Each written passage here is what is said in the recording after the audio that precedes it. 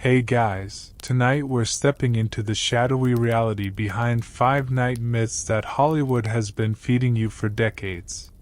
And you probably won't survive discovering how wrong everything you thought you knew actually is. Picture this. You're standing in a muddy field in 1347, watching what you think will be a glorious display of chivalric combat. Instead, you witness a knight in rusted mail brutally clubbing a peasant to death over a stolen chicken, while his noble companions cheer and place bets on how many blows it'll take. The romantic image of knighthood? It's about to shatter like poorly forged steel. In the next few minutes, you'll discover how the very foundation of everything you believe about medieval knights is built on centuries of literary propaganda and Hollywood fantasy. By the end of tonight's journey, you'll understand why real knights would make modern war criminals look like choir boys. Here's your first reality check. That gleaming armor you picture? Most knights never owned a complete set. They fought in whatever rusty mail they could scavenge or afford. Chivalric codes? Pure fiction invented by poets who never swung a sword in anger. Those noble quests to rescue damsels? About as real as dragons and unicorns. So, before you get comfortable, take a moment to like the video and subscribe. But only if you genuinely enjoy what I do here. Drop a comment letting me know where you're listening from and what time it is there. I love seeing our global bedtime history community. Now dim the lights, maybe turn on a fan for that soft background hum, and let's ease into tonight's journey together. Centuries of romanticized literature have conditioned you to see knights as ultimate medieval heroes, noble warriors bound by sacred oaths, protecting the innocent with gleaming swords and unshakable honor. This image runs so deep in our collective consciousness that questioning it feels almost heretical. Yet what you're about to discover represents one of history's most successful propaganda campaigns, crafted long after the actual age of chivalry had crumbled into dust. Medieval knights weren't superhuman paragons of virtue. They were products of a brutal feudal system that rewarded violence and exploitation above all else. These men functioned as essentially legalized thugs, using their military training and social position to extract wealth from anyone unfortunate enough to be weaker. Their primary motivation wasn't protecting the innocent. It was accumulating land, gold, and political influence through whatever means necessary. Real knightly service bore little resemblance to troubadour fantasies. While poets sang of knights dedicating their lives to noble causes, historical records reveal a different story entirely. Knights served lords not from devotion, but because feudal contracts promised them shares of conquered wealth. When those contracts ended or proved unprofitable, these same, honorable, warriors frequently switched sides, pillaged former allies, or simply embraced outright banditry. Gerald of Wales, a medieval chronicler, wrote extensively about Norman knights operating in Ireland, describing them as more savage than the savages themselves. These weren't isolated incidents or enemy propaganda. They came from fellow Christians who expected better from their supposed protectors. Such accounts appear repeatedly across medieval sources, painting a consistent picture of knightly brutality. Knightly nobility stemmed from economics rather than morality. A knight's status derived from his ability to afford a horse, weapons, and basic armor, not from any inherent virtue or divine calling. Many knights were younger sons of minor nobles, landless and desperate, viewing warfare as their only path to wealth and status. They operated as medieval venture capitalists, investing in violence with hopes of profitable returns. Daily knightly life diverged dramatically from literary portrayals.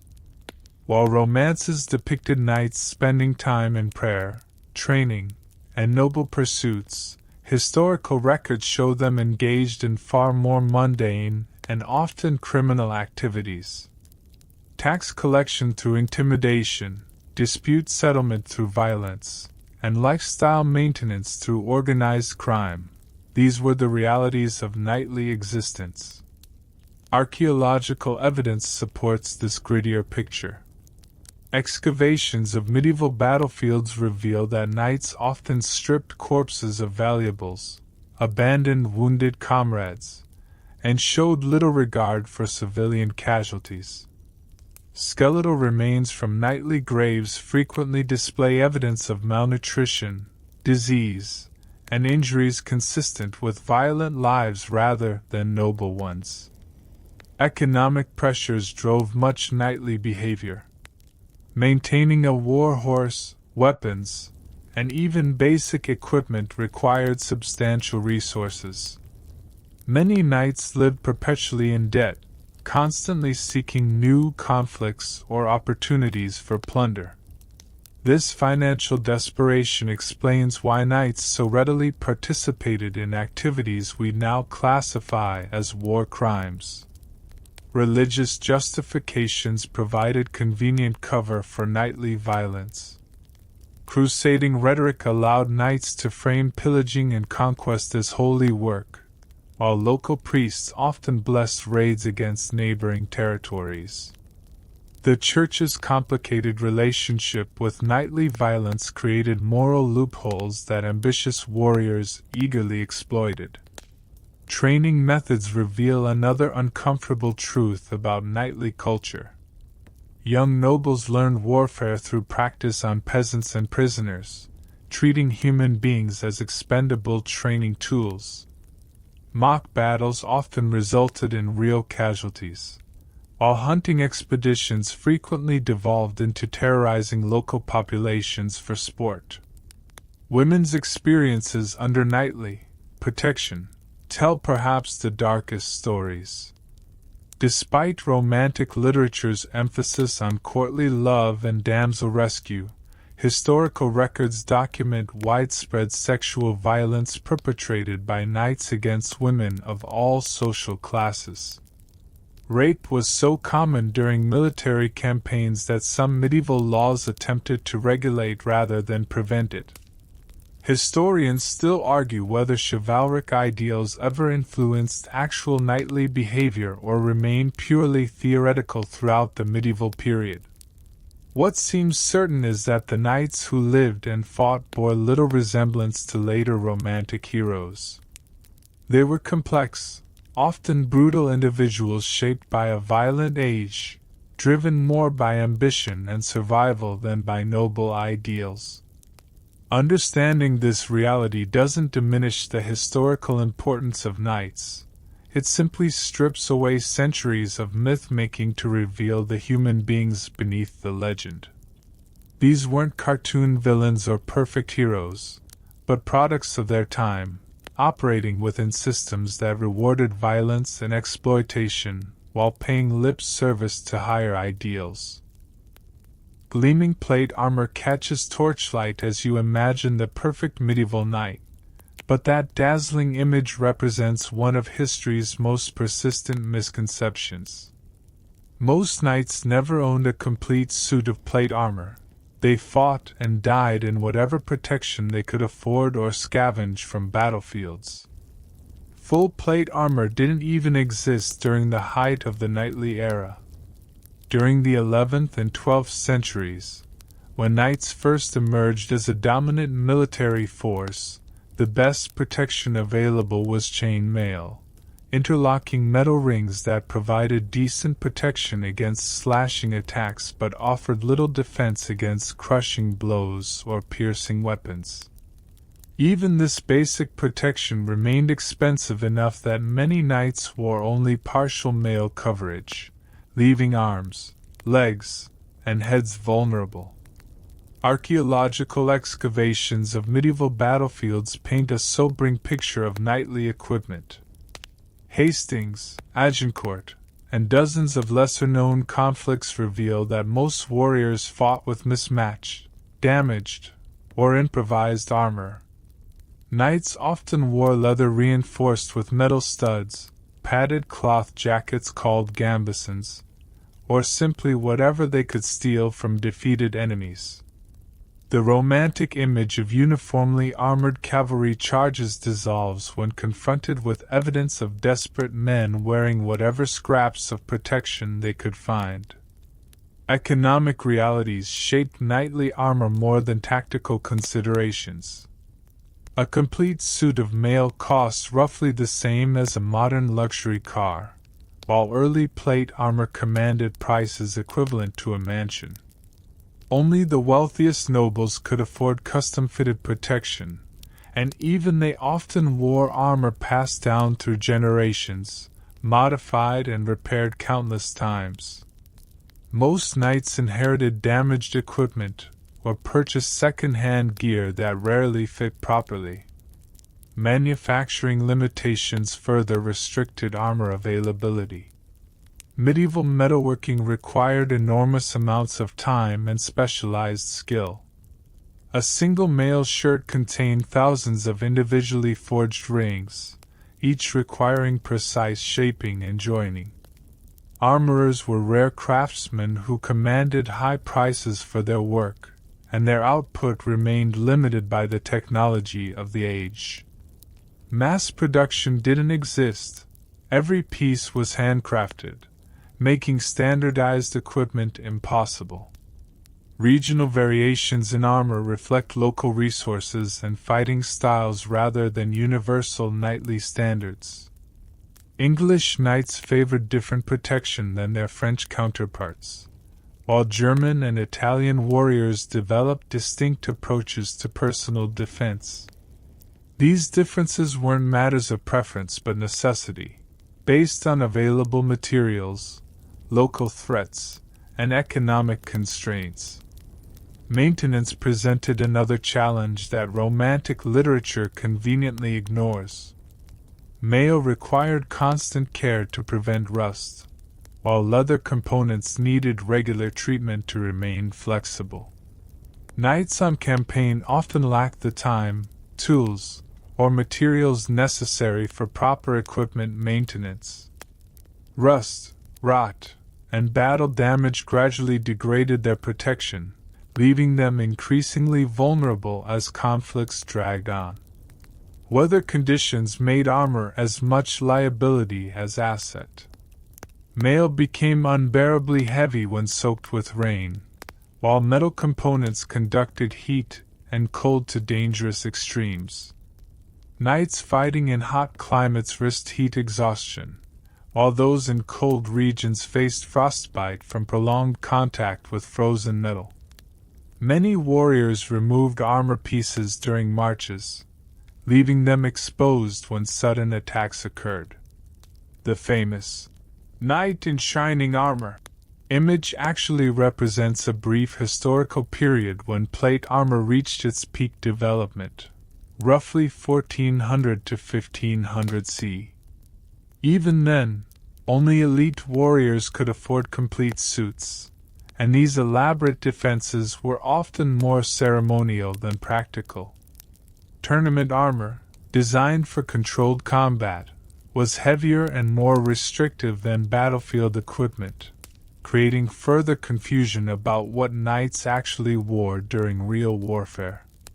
Historians still argue whether the transition from mail to plate represented genuine tactical improvement, or simply reflected changing fashion and available technology. What's certain is that armor evolution was driven more by economic and manufacturing factors than by military necessity. Combat effectiveness often suffered under heavy armor. Knights encased in plate found their mobility severely restricted, making them vulnerable to nimble opponents with lighter equipment. Many battles were won by forces that avoided direct confrontation with heavily armored knights, instead using terrain, weather, and superior numbers to neutralize their advantages. psychological factors played important roles in armor adoption. Knights wore the best protection they could afford, not just for physical defense, but to project status and intimidate enemies. Elaborate armor served as medieval status symbols, advertising wealth and power as much as providing protection. This dual function explains why ceremonial elements often took precedence over practical considerations. The reality of knightly armor reveals a world far removed from Hollywood spectacle, one where economic constraints, technological limitations, and practical considerations shaped equipment choices more than romantic ideals. Understanding these realities helps explain why knights weren't the invincible warriors of legend, but rather ordinary men struggling with the same resource limitations that constrained all medieval society. Honor in medieval combat was a luxury few knights could afford, and you're about to witness how real battlefield tactics made chivalric ideals look like children's fairy tales. While troubadours sang of noble single combat and fair play, actual knights employed every dirty trick imaginable to survive and profit from warfare. Ambush tactics dominated knightly warfare far more than face-to-face duels. Knights preferred attacking enemies at dawn when they were groggy and unprepared, or during river crossings when heavy armor became a deadly liability. The element of surprise trumped honor every time, because dead knights couldn't spend their plunder or enjoy their victories. Medieval chronicles are filled with accounts of noble warriors hiding in forests, waiting to strike unsuspecting travelers or rival knights. Poisoning weapons represented standard practice among pragmatic knights. They coated arrowheads, sword blades, and spear points with various toxins, from simple animal dung to more exotic concoctions involving mercury and arsenic. A minor wound could become fatal within days, giving knights significant advantages over opponents who might otherwise recover and seek revenge. This practice was so common that medieval medical texts included extensive sections on treating poison wounds. Targeting horses rather than riders became a preferred tactic among experienced knights. A dismounted knight in heavy armor was essentially helpless, unable to move quickly or defend effectively against multiple attackers. Smart knights aimed for enemy mounts first, knowing that bringing down the horse guaranteed victory over even the most skilled opponent. This strategy was so effective that horse armor became increasingly elaborate, though it remained expensive and cumbersome. Feigned retreats allowed knights to lure enemies into disadvantageous positions. They would pretend to flee in panic, drawing pursuers into prepared ambushes where fresh troops waited to surround and slaughter the overconfident attackers. The Battle of Hastings featured this tactic prominently, with Norman knights repeatedly using false retreats to break English shield walls. Honor had no place in such calculated deceptions. Siege warfare revealed the most brutal aspects of knightly combat. Knights routinely starved civilian populations into submission, poisoned water supplies, and catapulted diseased corpses over city walls to spread plague among defenders.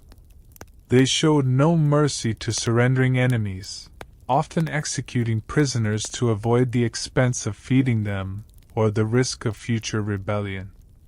These weren't isolated incidents but standard operating procedures. Night attacks violated every principle of chivalric combat but offered decisive advantages. Knights would strike sleeping camps, setting fire to tents and cutting down confused enemies before they could organize resistance.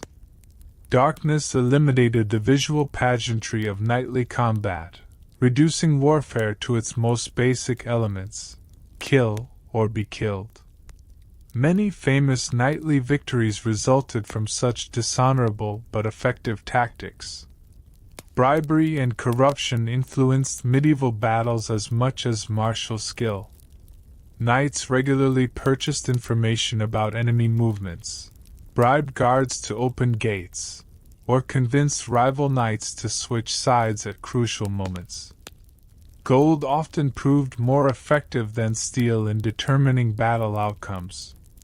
The concept of loyal service meant little when sufficient payment was offered. Hostage-taking became a refined art among practical knights. They targeted enemy nobles' family members, using threats of torture or execution to force favorable terms. Children were particularly valuable hostages, as their capture could paralyze enemy decision-making. Knights developed elaborate protocols for hostage exchange, treating human lives as negotiable commodities. Scorched earth tactics demonstrated knightly willingness to destroy everything they couldn't control. Retreating knights burned crops, poisoned wells, and slaughtered livestock to deny resources to pursuing enemies. They showed no concern for civilian populations who depended on these resources for survival. Entire regions were left barren and starving in the wake of knightly campaigns. Historians still argue whether medieval warfare was inherently more brutal than modern conflict, or simply more personal in its violence. What's undeniable is that knights regularly employed tactics that would violate every modern convention of warfare. Religious justifications provided convenient cover for the most dishonorable practices. Knights claimed divine sanction for their brutality, arguing that God favored the victorious regardless of methods employed.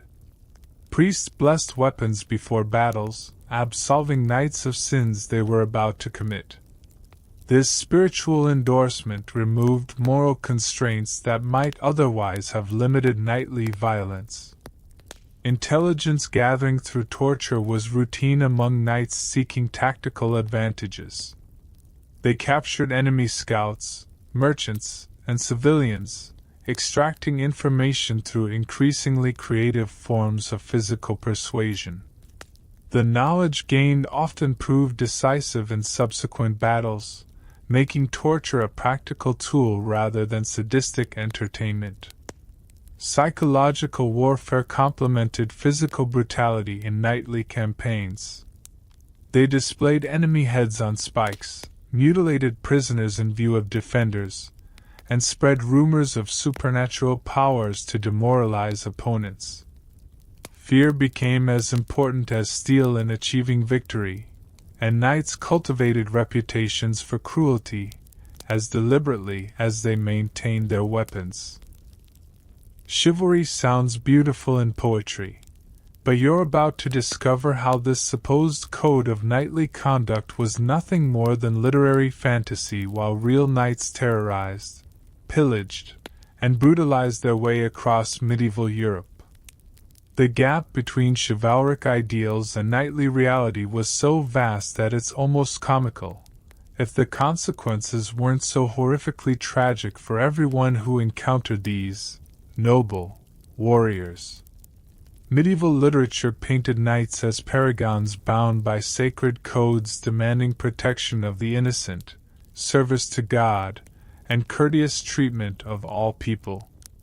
Meanwhile, historical records document the same knights burning villages, raping peasant women, and slaughtering unarmed civilians for sport.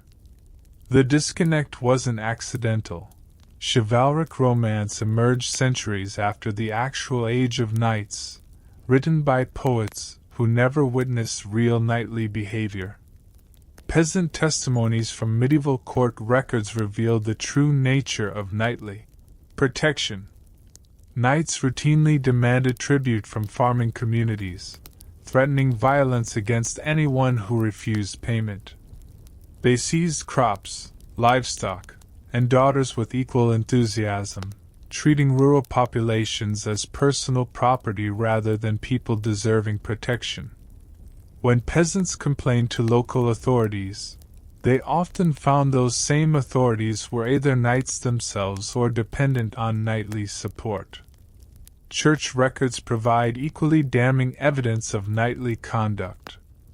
Despite claims of religious devotion, knights frequently robbed monasteries, murdered priests who opposed them, and used sacred buildings as military barracks.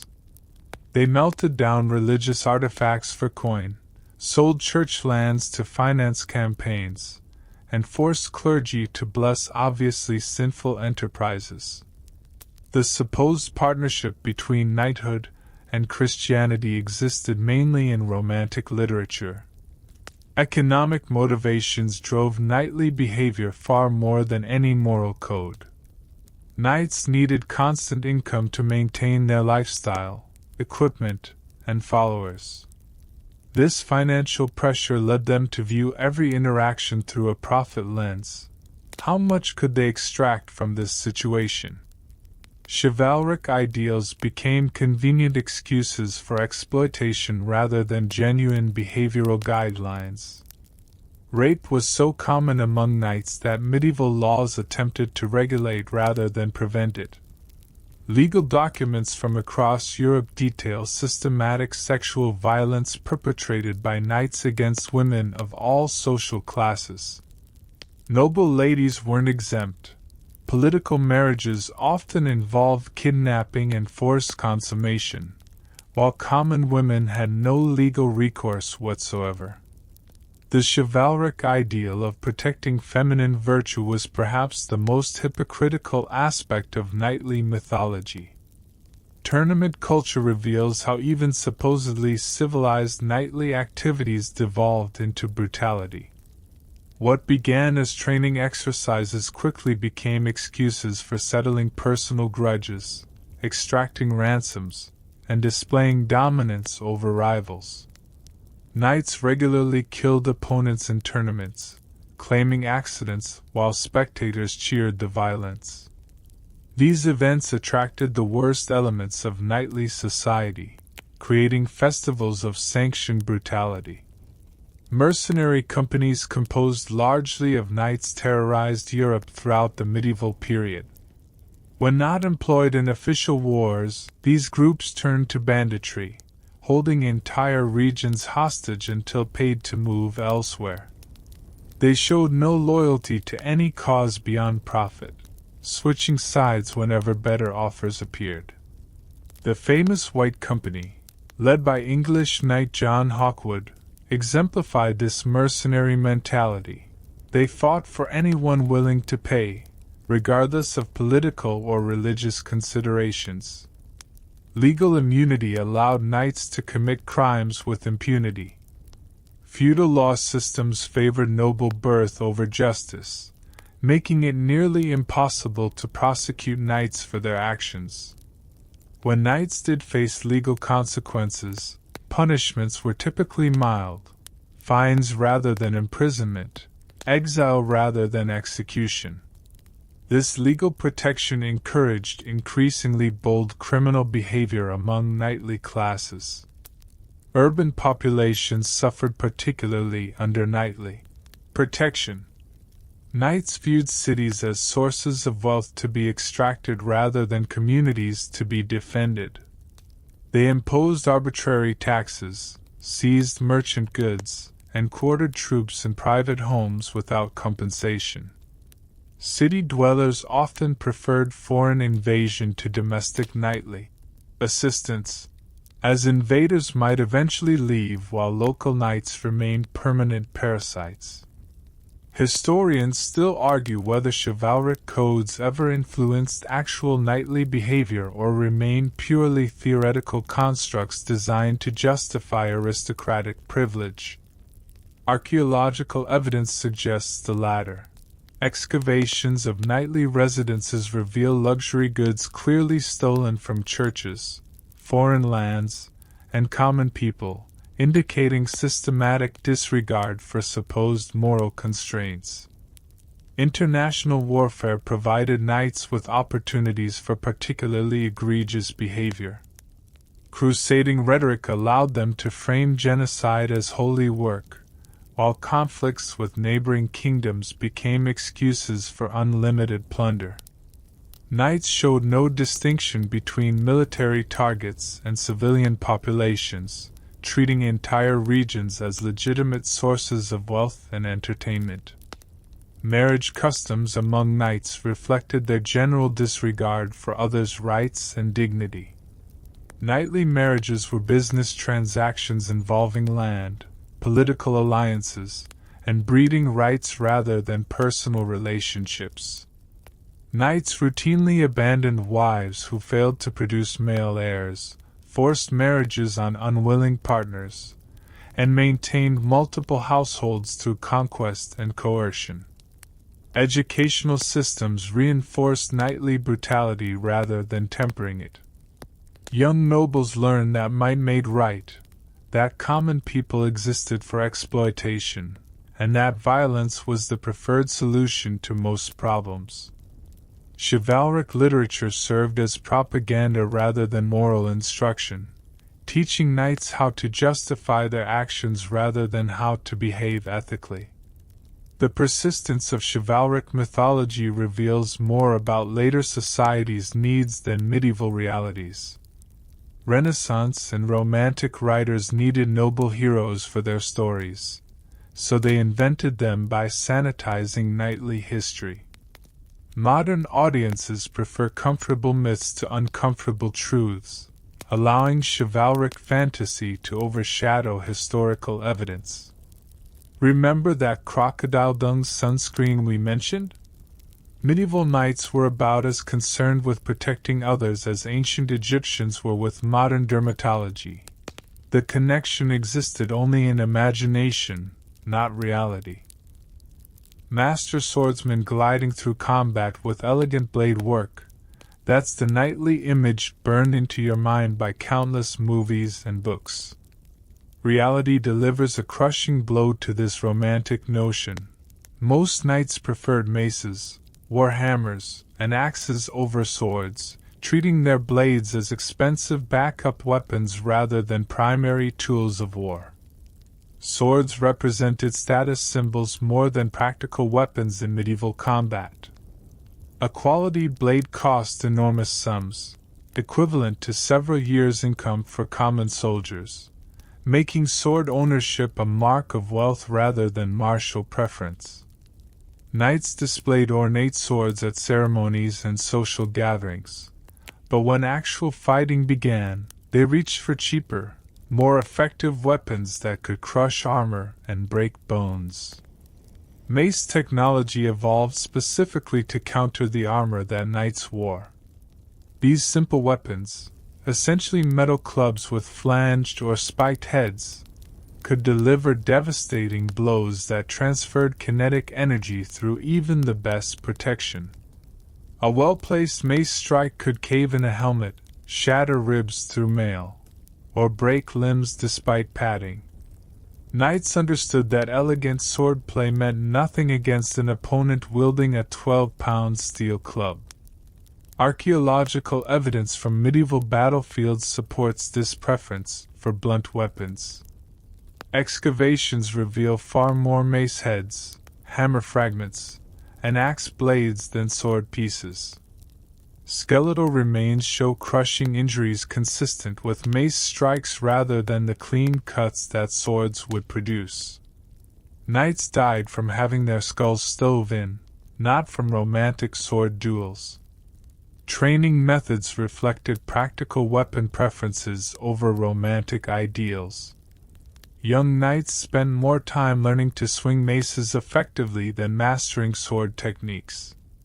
Mace fighting required less finesse but more raw strength, perfect for heavily armored combat where precision mattered less than the ability to deliver bone-crushing blows. Sword training was often relegated to ceremonial purposes or light skirmishing. Warhammers became particularly popular among knights fighting other heavily armored opponents. These weapons featured hammerheads on one side and armor-piercing spikes on the other, allowing knights to choose between crushing blows and penetrating strikes depending on their target. The famous bec de corbin, crow's beak, design could punch through plate armor like a can opener, making it far more practical than any sword. Axe varieties dominated knightly arsenals across different regions and time periods. Battle axes, poleaxes, and specialized armor-piercing designs offered versatility that swords couldn't match. Knights could use axes to hook shields, trip opponents, or deliver devastating chopping blows that no amount of armor could fully absorb. The psychological impact of facing an axe-wielding knight was also considerable. These weapons looked as brutal as they were. Economic factors influenced weapon choice as much as tactical considerations. Maces and hammers were relatively simple to manufacture and maintain compared to quality swords. A village blacksmith could forge an effective mace, while sword making required specialized knowledge and expensive materials. Knights operating on limited budgets naturally gravitated toward weapons that offered maximum effectiveness per coin spent. Maintenance requirements made swords impractical for extended campaigns. Blades required constant care to prevent rust and maintain sharp edges, while maces and hammers needed minimal upkeep. Knights on long military expeditions couldn't afford the time or resources necessary for proper sword maintenance, making simpler weapons more attractive options. Combat effectiveness studies by modern historians reveal why knights abandoned swords for blunt weapons. Swords were designed for cutting unarmored opponents, but medieval warfare increasingly involved heavily protected adversaries. A sword strike that would kill an unarmored man might barely dent a knight's mail, while a mace blow could incapacitate even the best protected warrior. Regional weapon preferences reflected local fighting conditions and available materials.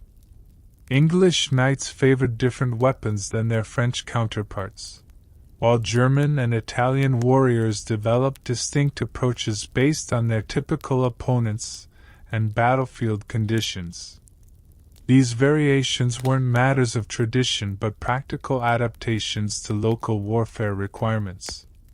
Historians still argue whether the transition from swords to maces represented tactical evolution or simply reflected changing armor technology. What's certain is that knights were pragmatists who chose weapons based on effectiveness rather than romantic ideals. Psychological warfare played a role in weapon selection. Knights understood that facing an opponent with a massive war hammer was more intimidating than confronting someone with an elegant sword. The brutal appearance of maces and axes could demoralize enemies before combat even began, providing psychological advantages that complemented their physical effectiveness. Tournament regulations revealed the disconnect between ceremonial and practical weapons. Tournaments often required blunted swords for safety reasons, while prohibiting the maces and hammers that knights actually used in real combat. These artificial restrictions created a false impression of knightly weapon preferences that persisted in popular culture long after the medieval period ended. Weapon evolution continued throughout the knightly era, with new designs constantly emerging to counter improved armor. Knights adopted whatever weapons proved most effective against current threats, showing no sentimental attachment to traditional swords. This pragmatic approach to armament contradicts romantic notions of knights as sword-wielding purists. The persistence of sword-focused knightly imagery reflects later periods' romanticization rather than medieval reality. Renaissance artists and writers preferred depicting knights with elegant swords rather than brutal maces, creating visual traditions that obscured historical truth. Modern audiences inherited these artistic conventions without questioning their historical accuracy. Romantic castles rising majestically against sunset skies capture your imagination. But step inside a real medieval fortress, and you'll discover why knights often preferred sleeping in their own filth rather than enduring another night in these stone monuments to human misery. Castles weren't fairy tale palaces. They were damp, disease-ridden prisons that slowly killed their inhabitants through cold, poor sanitation, and architectural nightmares. Winter temperatures inside castle walls often matched outdoor conditions, since medieval heating technology couldn't warm massive stone structures effectively. Knights huddled around inadequate fireplaces that filled rooms with smoke while providing minimal heat. Frostbite was common among castle residents, and many knights suffered from chronic respiratory problems caused by constantly breathing smoke and damp air. The romantic image of cozy castle life dissolves when you realize that inhabitants often wore full clothing to bed just to survive the night. Sanitation systems in medieval castles would horrify modern health inspectors. Most castles featured primitive latrines that emptied directly into moats or nearby rivers, creating breeding grounds for disease that contaminated water supplies. Knights regularly contracted dysentery, cholera, and various parasitic infections from their own waste disposal systems. The famous garderobe toilets were essentially holes in walls that dropped human waste onto anyone unfortunate enough to be standing below. Rats, fleas, and other vermin infested every castle, carrying diseases that decimated nightly populations. The Black Death spread so rapidly through castle communities partly because these structures provided perfect breeding environments for plague-carrying rodents. Knights lived in constant contact with disease vectors, making castles more dangerous than many battlefields. Archaeological excavations reveal that castle inhabitants suffered from malnutrition, vitamin deficiencies, and chronic illnesses at rates higher than surrounding peasant populations. Architectural design prioritized defense over habitability, creating living spaces that tortured their occupants daily. Narrow windows designed to prevent enemy arrows also blocked natural light and ventilation, leaving interior rooms perpetually dark and stuffy. Thick stone walls that stopped siege engines also trapped moisture, creating environments where mold and mildew flourished. Knights often developed lung diseases from breathing spores that thrived in these damp conditions. Food storage and preparation in castles created additional health hazards. Without refrigeration, meat spoiled quickly in castle kitchens, while grain stores attracted rodents and insects. Knights regularly consumed contaminated food that caused food poisoning, intestinal parasites, and nutritional deficiencies. The elaborate feasts depicted in Romantic literature were rare exceptions.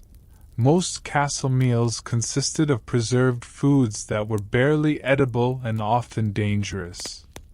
Water quality in castles was notoriously poor, forcing knights to drink ale or wine to avoid illness. Wells often became contaminated with sewage, animal waste, or corpses, making water consumption a health risk. During sieges, water supplies frequently ran out or became poisoned by defenders or attackers, leaving castle inhabitants facing dehydration or disease. Many knights died from waterborne illnesses rather than enemy weapons. Privacy was non-existent in medieval castles, with knights sharing cramped quarters with servants, soldiers, and family members. Personal hygiene was nearly impossible under these conditions, contributing to the spread of skin diseases, lice infestations, and other problems associated with overcrowding. The romantic notion of private chambers was reserved for only the highest nobility, while most knights slept in communal halls with dozens of other people. Maintenance costs for castles bankrupted many knightly families, as these structures required constant repairs to remain habitable. Stone walls cracked, roofs leaked, and foundations settled, creating ongoing expenses that drained knightly resources. Many knights abandoned their castles rather than continue paying for upkeep, preferring to live in more modest but comfortable accommodations. Psychological effects of castle living took heavy tolls on knightly mental health. The combination of isolation, poor living conditions, and constant security concerns created environments that fostered depression, paranoia, and other mental health problems. Knights often developed what we might now recognize as symptoms of seasonal affective disorder, post-traumatic stress, and anxiety disorders from prolonged castle residence. Historians still argue whether medieval castles were primarily military installations or residential buildings, but archaeological evidence suggests they failed at both functions. Castle inhabitants suffered from poor health at rates that undermined their military effectiveness, while the living conditions were so harsh that many knights avoided their own fortifications whenever possible. Heating systems in castles were primitive and dangerous, with open fires creating constant risks of carbon monoxide poisoning and accidental blazes. Knights regularly died from smoke inhalation or burns caused by inadequate heating arrangements. The massive fireplaces that seem impressive in modern castle tours were actually inefficient heat sources that consumed enormous amounts of fuel while providing minimal warmth. Lighting inside castles was minimal and expensive, with most areas remaining in perpetual twilight. Knights relied on candles, torches, and oil lamps that produced more smoke than illumination while creating fire hazards. Many castle inhabitants suffered from eye problems caused by straining to see in poor light conditions, while accidents were common in the darkness. Construction materials used in castles often contained toxic substances that slowly poisoned their inhabitants. Lead-based mortars, arsenic-containing pigments, and other dangerous materials were common in medieval building practices. Knights unknowingly exposed themselves to heavy metal poisoning and other toxins simply by living in their supposedly protective fortifications. The reality of castle life reveals why many knights preferred military campaigns to staying home. At least on campaign they could sleep under stars instead of moldy stone ceilings, and drink from fresh streams rather than contaminated wells. Damsels in distress awaiting knightly rescue. This trope dominates every medieval romance you've ever encountered, but you're about to learn how this fantasy emerged from troubadour imagination rather than historical reality. Real medieval women were far more likely to rescue themselves than wait for knights who were usually too busy pillaging to notice anyone's distress except their own empty purses. Troubadour poetry created the damsel rescue narrative during the 12th century as entertainment for noble courts, not as historical documentation. These wandering musicians needed dramatic stories to captivate audiences, so they invented scenarios where brave knights saved helpless maidens from various perils. The poets had never witnessed actual knightly behavior.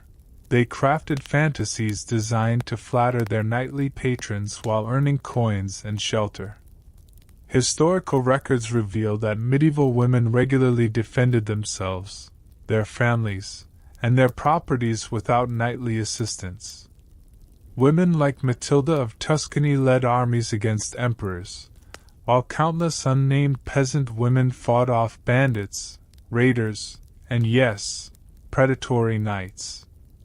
Archaeological evidence from medieval sites shows that women were buried with weapons, indicating they were expected to defend themselves rather than rely on male protection. Legal documents from across medieval Europe demonstrate that women frequently brought charges against knights for assault, theft, and rape.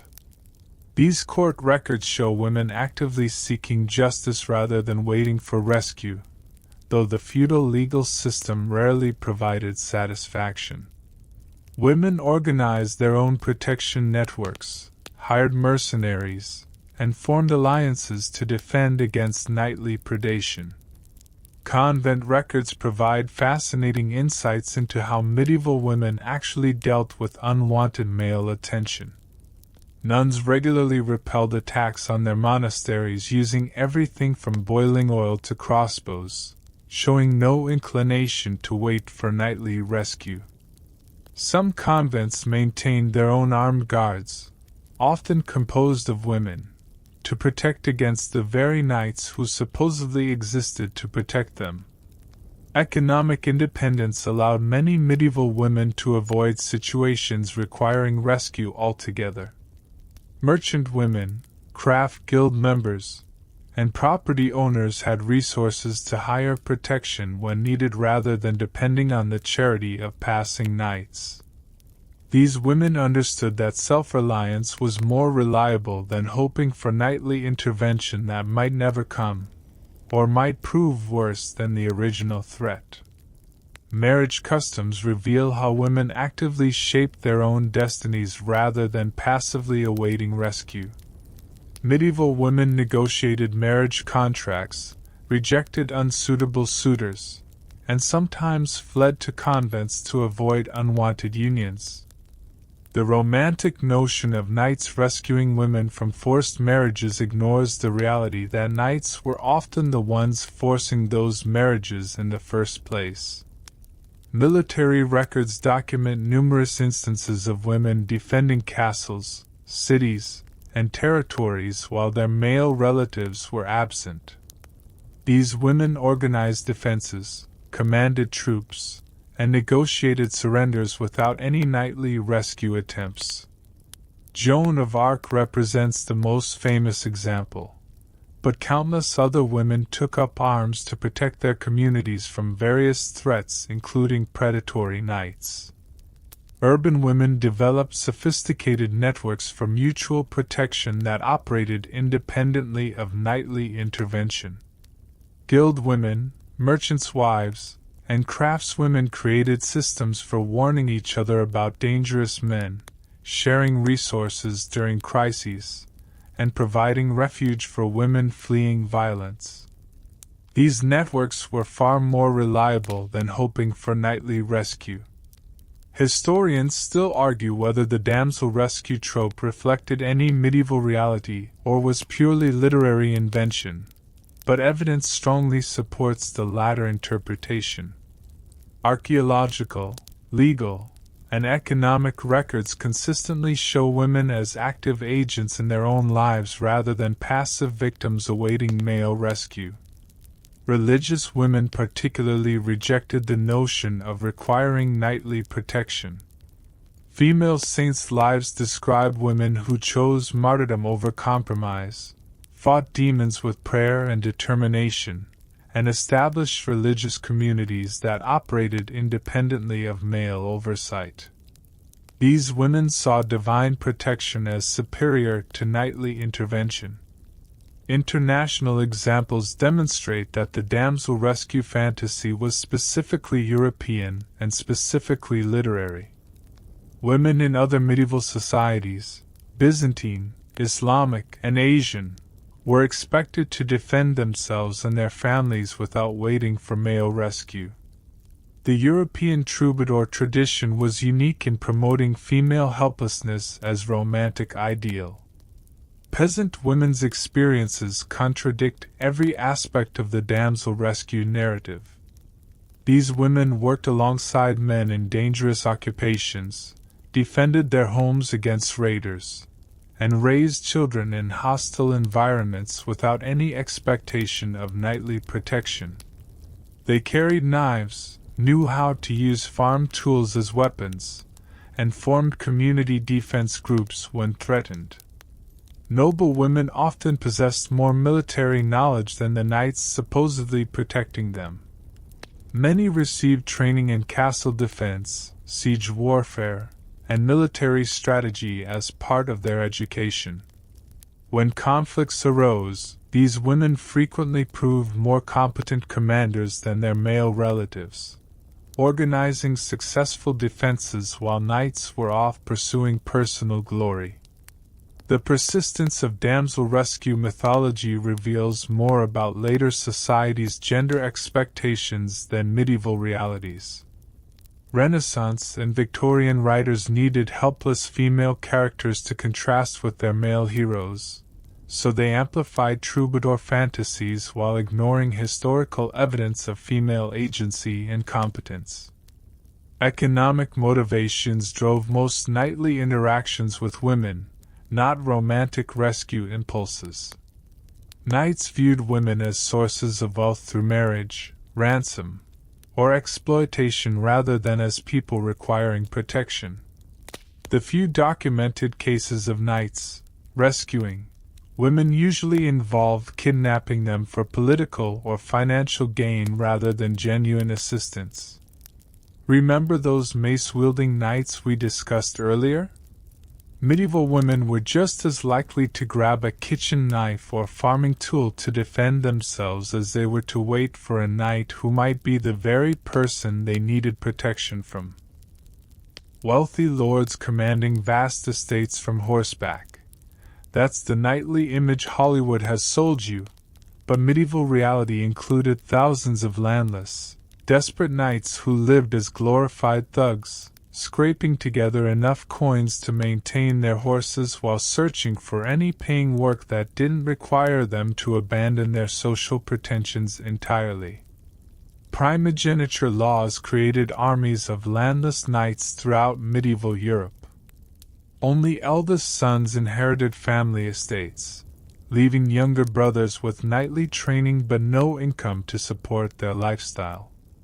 These dispossessed nobles faced a cruel choice: abandon their social status by taking up trade, or maintain their knightly identity through increasingly desperate means. Most chose the latter, creating a permanent underclass of impoverished warriors. Economic pressures forced landless knights into mercenary work that contradicted every supposed knightly ideal. They hired themselves out as bodyguards to merchants, enforcers for moneylenders, and muscle for anyone willing to pay their fees. These knights for hire showed no loyalty beyond their contracts, switching sides whenever better offers appeared. Their desperation made them particularly brutal, as they couldn't afford the luxury of mercy or honor. Bandit companies composed largely of landless knights terrorized medieval Europe's trade routes. These groups operated sophisticated protection rackets, demanding tribute from merchants while claiming to protect them from other bandits, often their own associates. The famous roudiers of 14th century France were primarily composed of knights who had lost their lands and turned to organized crime to survive. Urban employment offered limited opportunities for landless knights who refused to abandon their martial identity. Some found work as city guards or private security, but these positions paid poorly and offered little prestige.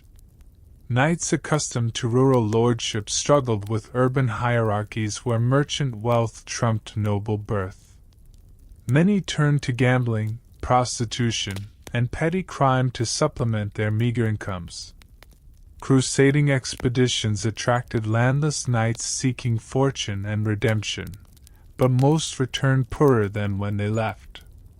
The romantic notion of crusading knights gaining wealth and land through holy warfare was largely mythical. Most participants spent their own resources on equipment and travel while gaining little in return. Landless knights often sold everything they owned to finance crusading expeditions, that left them even more desperate. Marriage became a survival strategy for landless knights seeking to regain economic stability.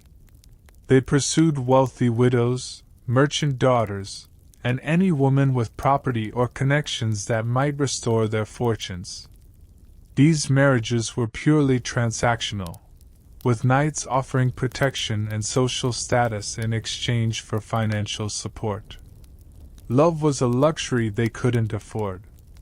Tournament circuits provided some income for skilled landless knights, but competition was fierce and rewards uncertain. Knights traveled from tournament to tournament, risking injury and death for modest prize money that barely covered their expenses. Many accumulated debts following the tournament circuit, becoming increasingly desperate as their equipment deteriorated and their skills declined with age.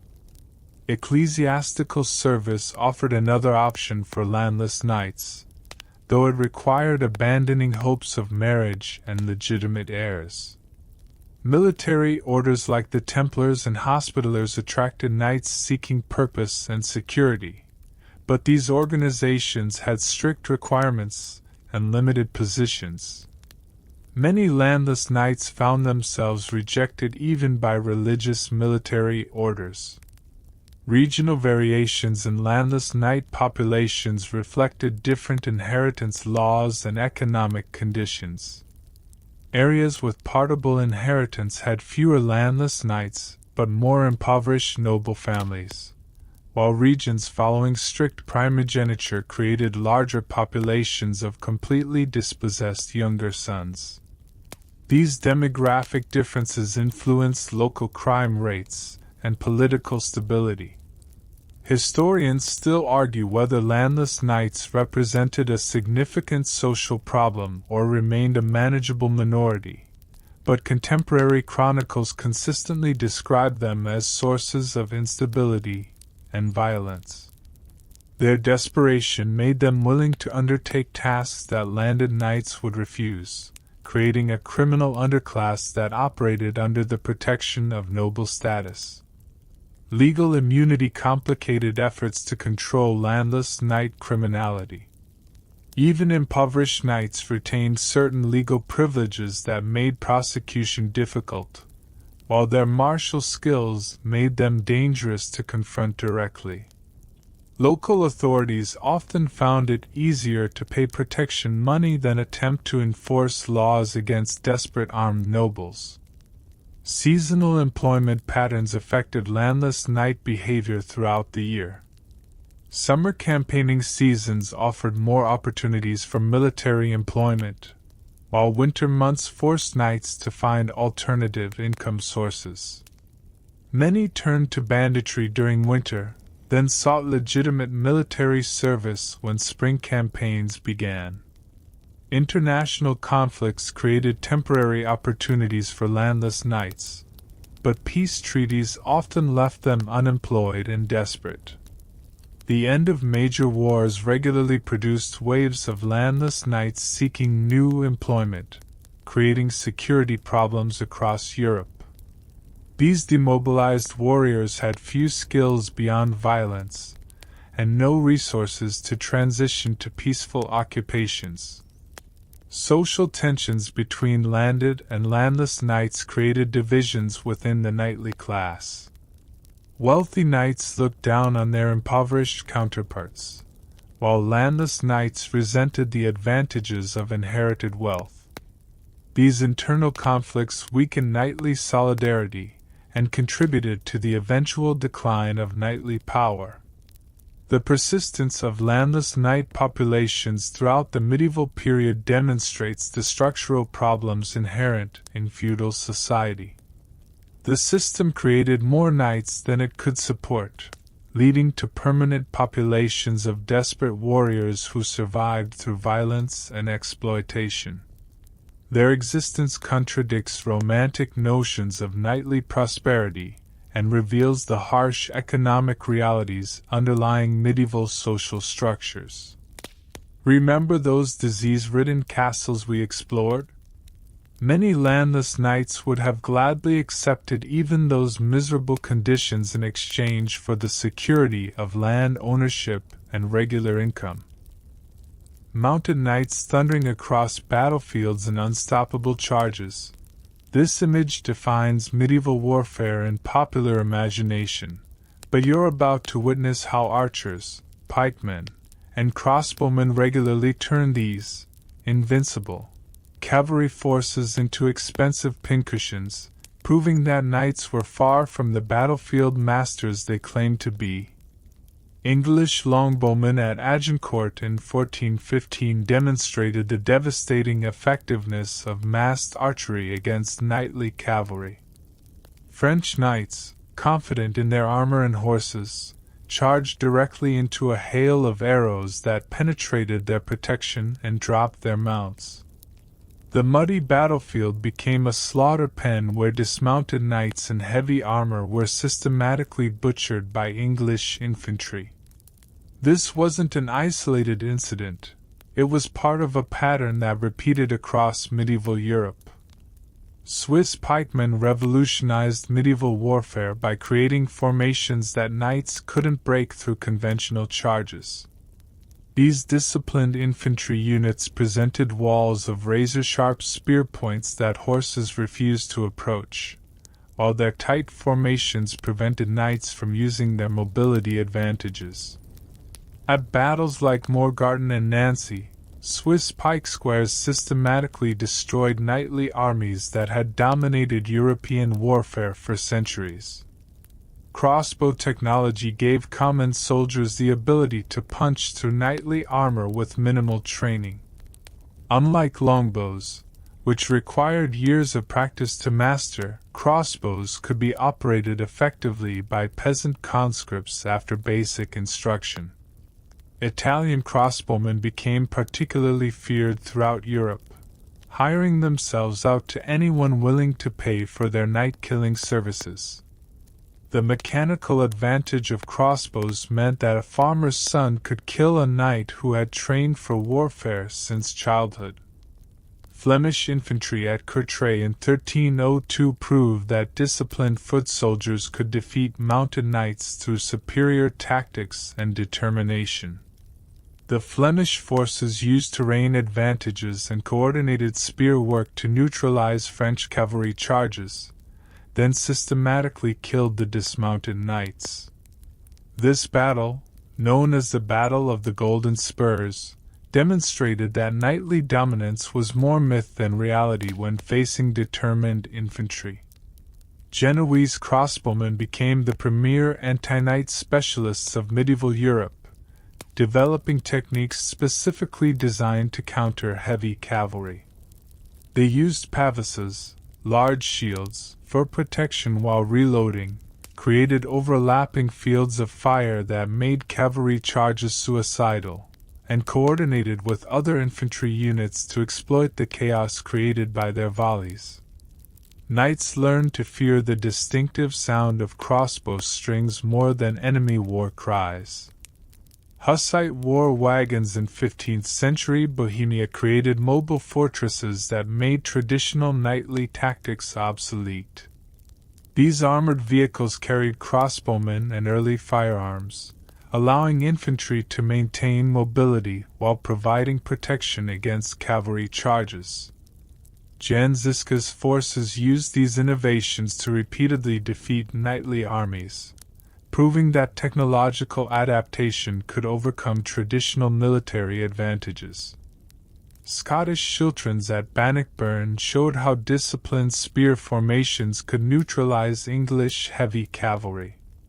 The Scots created hedgehog-like formations bristling with spears, making cavalry charges impossible while maintaining enough flexibility to advance against dismounted knights. Robert the Bruce's tactical innovations demonstrated that knights were vulnerable to well-organized infantry using appropriate tactics. Missile weapon evolution constantly outpaced armor development, maintaining infantry advantages over mounted knights. As armor improved, crossbow designs became more powerful, while new projectile types were developed to penetrate specific armor configurations. This technological arms race favored infantry, who could adopt new weapons more quickly than knights could afford new armor. Terrain factors often negated knightly advantages, allowing infantry to choose battlefields that favored their tactics. Muddy fields slowed cavalry charges, forests prevented formation riding, and urban environments eliminated mobility advantages entirely.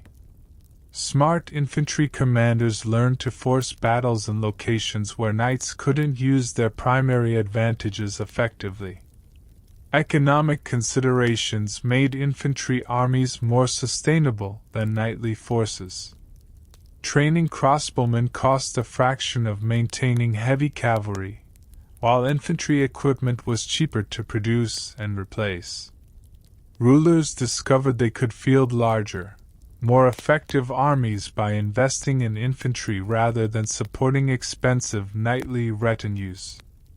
Historians still argue whether the decline of knightly battlefield dominance resulted from technological innovation or tactical evolution, but evidence suggests both factors worked together.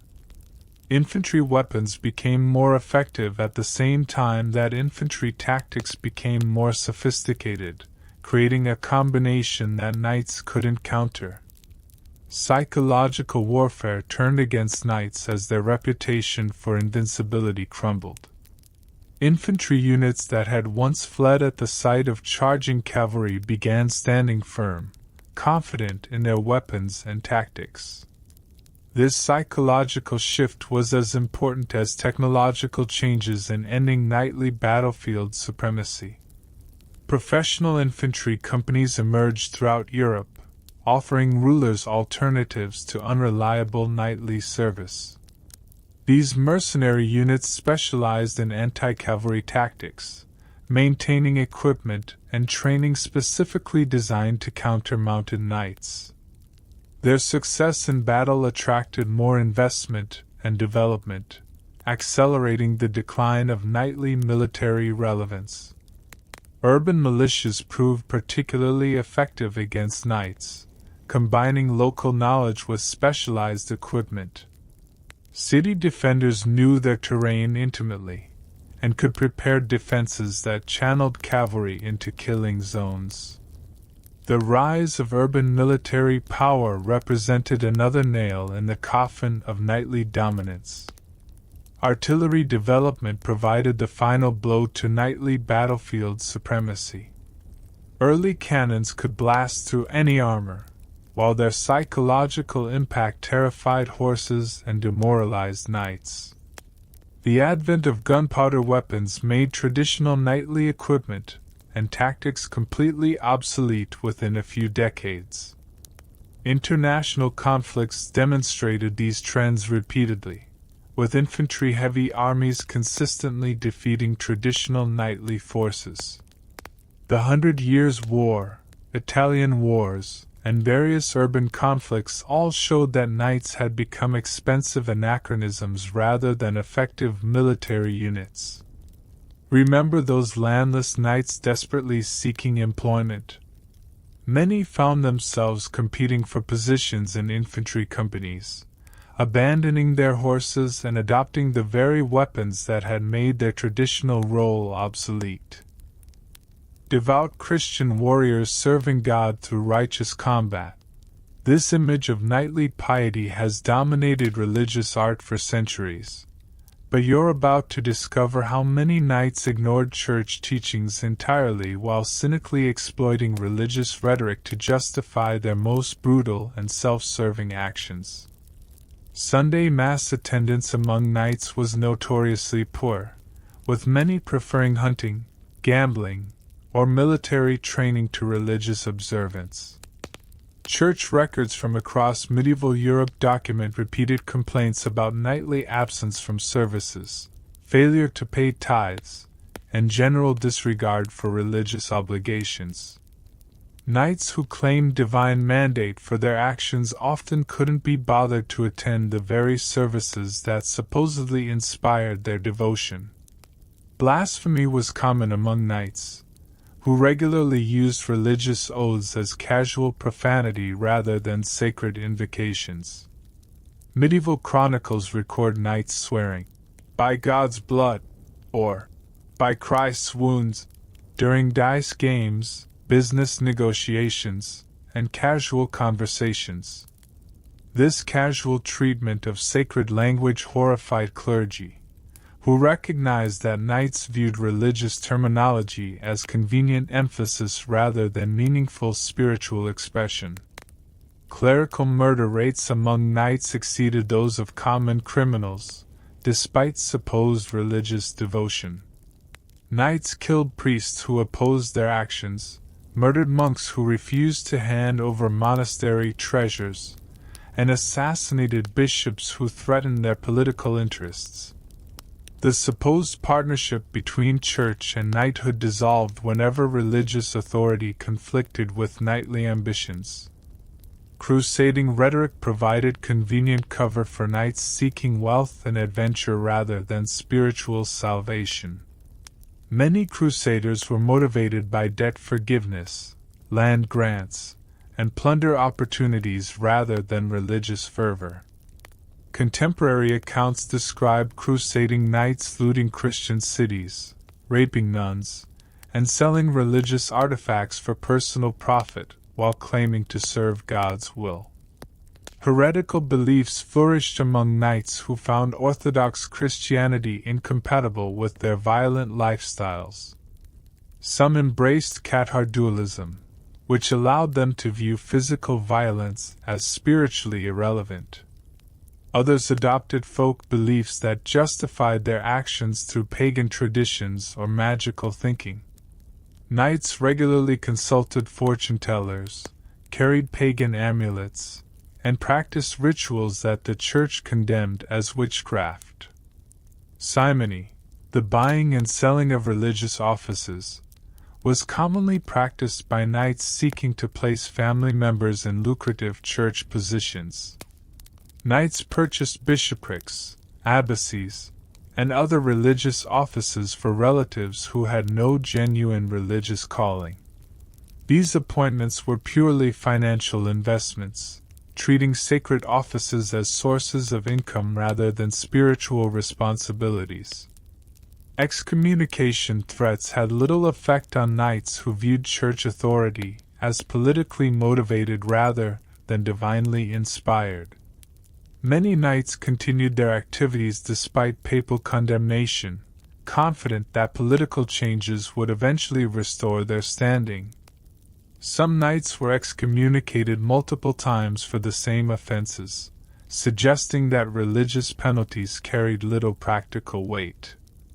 Monastery raids conducted by knights contradicted every aspect of supposed religious devotion.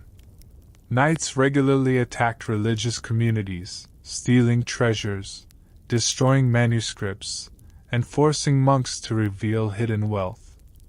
These attacks were so common that many monasteries hired their own armed guards, often composed of knights, to protect against other knights. Religious warfare between Christian knights revealed the shallow nature of their supposed piety. Knights fought each other with the same brutality they showed non-Christians, using religious differences as excuses for political conflicts. The Albigensian Crusade saw knights slaughtering fellow Christians with enthusiasm equal to their campaigns against Muslims. Papal politics became tools for knightly advancement rather than sources of spiritual guidance. Knights supported different papal claimants based on political advantage rather than religious conviction, switching allegiances whenever circumstances changed. The Great Schism saw knights fighting for opposing popes simultaneously, demonstrating that religious authority meant nothing compared to political opportunity. Historians still argue whether medieval knights were genuinely religious or simply used religious language for political purposes, but evidence strongly suggests the latter interpretation. Archaeological excavations of knightly graves reveal pagan burial goods alongside Christian symbols, indicating syncretistic beliefs rather than orthodox Christianity. Marriage customs among knights violated numerous church teachings about sexual morality and family relationships. Knights practiced polygamy through serial marriages, maintained multiple mistresses, and arranged marriages within prohibited degrees of kinship. They ignored church teachings about divorce, remarriage, and sexual conduct whenever these conflicted with political or economic interests. Usury practices among knights directly contradicted church teachings about lending money for profit. Many knights operated as moneylenders, charging interest rates that the church condemned as sinful. They justified these practices through legal technicalities while ignoring the spiritual implications of their actions. Pilgrimage journeys often became opportunities for knights to engage in the very behaviors they supposedly sought to atone for. Knights on pilgrimage frequently robbed fellow travelers, visited brothels, and participated in violence while claiming spiritual motivation. Many pilgrimage routes became notorious for knightly predation rather than religious devotion. Charitable giving among knights was typically motivated by political considerations rather than Christian compassion. Knights donated to religious institutions that could provide political support, while ignoring the poor and suffering in their own territories. Their charity was strategic investment rather than spiritual obligation. Confession practices revealed the cynical nature of knightly religious observance. Knights regularly confessed the same sins repeatedly without changing their behavior, treating absolution as a license to continue their actions rather than a call to repentance. Some knights maintained private chaplains specifically to provide convenient absolution for their crimes. Relic collecting became another form of knightly exploitation, with knights stealing sacred objects for personal collections rather than religious devotion. They treated relics as magical talismans or valuable commodities rather than objects of spiritual significance. The Fourth Crusade's sack of Constantinople saw knights looting Christian relics with the same enthusiasm they showed for secular treasures. Remember those crossbow-wielding infantry who regularly slaughtered knights. Many of those common soldiers showed more genuine religious devotion than the knights they killed, praying before battles while their knightly opponents were busy calculating potential profits from victory. Sacred oaths binding knights to eternal loyalty. This romantic notion has inspired countless stories of unwavering devotion. But you're about to witness how oath-breaking was so commonplace among medieval knights that contemporaries considered it a standard business practice rather than a moral failing. Feudal contracts were treated as temporary agreements rather than sacred bonds, with knights regularly abandoning their lords whenever better opportunities arose. The concept of lifelong loyalty was pure fantasy. Knights switched allegiances based on financial incentives, political advantages, or simple survival needs. Medieval chronicles are filled with accounts of knights who served multiple masters simultaneously, playing different sides against each other for maximum profit. Economic pressures made oath-breaking a practical necessity for many knights. When lords couldn't pay promised wages or provide adequate support, knights felt justified in seeking new employers. The feudal system created inherent conflicts between loyalty and survival, with knights choosing pragmatism over principle whenever their livelihood was threatened. Starving knights couldn't afford the luxury of honor. Legal loopholes allowed knights to break oaths while maintaining technical compliance with feudal law. Clever knights exploited ambiguous contract language, claimed their lords had violated agreements first, or argued that changed circumstances voided their obligations. Medieval legal systems were complex enough that skilled knights could usually find justifications for abandoning inconvenient commitments. Ransom negotiations revealed how easily knights abandoned their supposed brothers-in-arms.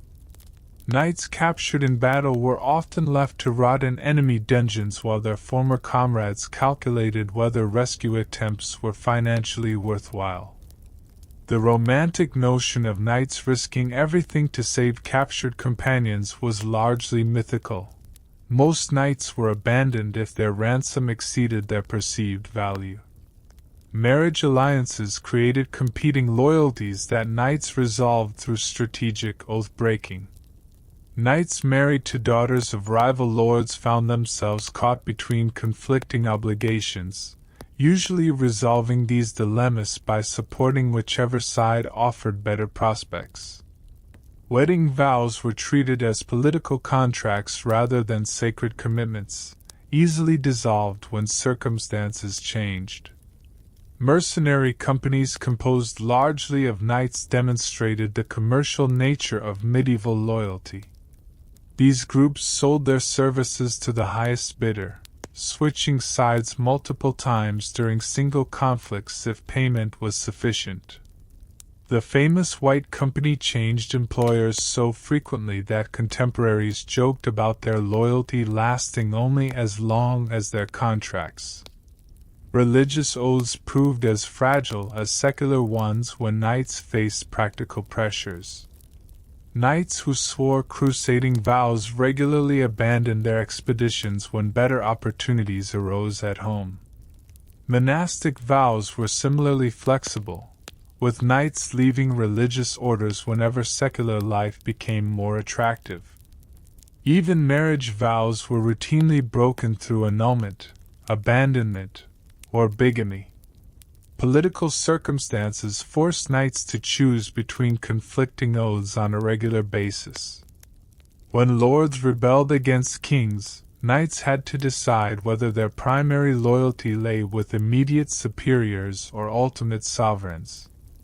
Most chose based on practical considerations rather than abstract principles, supporting whichever side seemed likely to reward their loyalty most generously.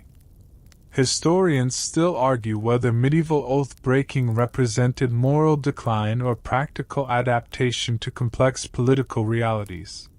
But contemporary sources suggest that flexible loyalty was accepted as normal rather than condemned as exceptional. Knights who maintained consistent loyalties were often viewed as naive rather than admirable. Inheritance disputes created situations where knights had to choose between competing claimants, each demanding loyalty based on different legal arguments. Knights typically supported claimants who offered the best terms rather than those with the strongest legal claims. These succession crises revealed how easily knights abandoned previous oaths when new opportunities arose. International conflicts forced knights to break oaths to foreign lords when their home countries went to war. Knights with lands in multiple kingdoms faced impossible choices between competing loyalties, usually resolving these dilemmas by supporting their primary sources of income. National identity was less important than economic security in determining knightly allegiances. Papal politics created additional complications for knights who had sworn oaths to different religious authorities.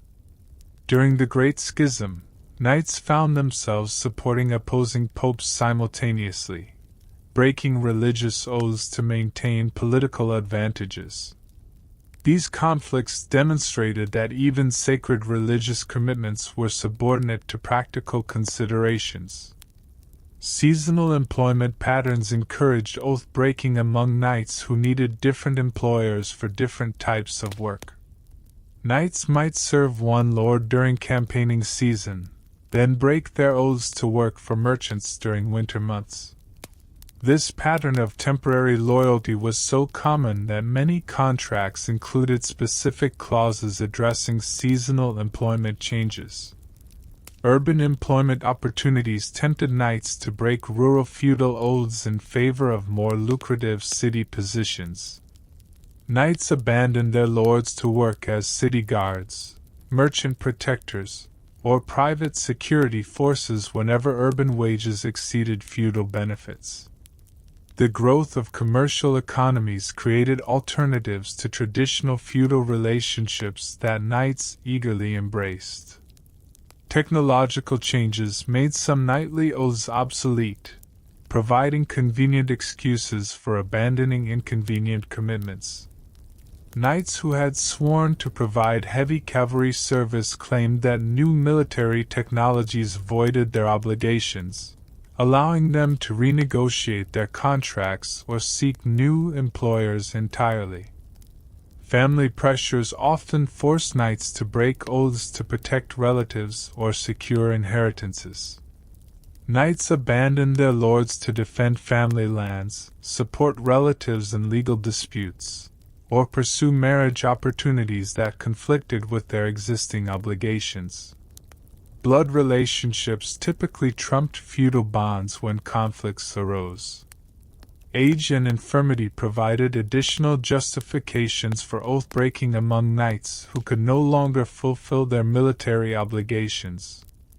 Rather than accepting reduced status or alternative service arrangements, many knights simply abandoned their oaths and sought new roles that better matched their capabilities. The persistence of oath-breaking throughout the medieval period demonstrates that flexible loyalty was a structural feature of feudal society rather than a moral failing of individual knights. The system created more conflicting obligations than any individual could honor, making oath-breaking a survival strategy rather than a character flaw. Remember those supposedly devout knights who ignored church teachings? Their casual attitude towards sacred oaths was just another example of how practical considerations consistently trumped moral principles in medieval knightly culture.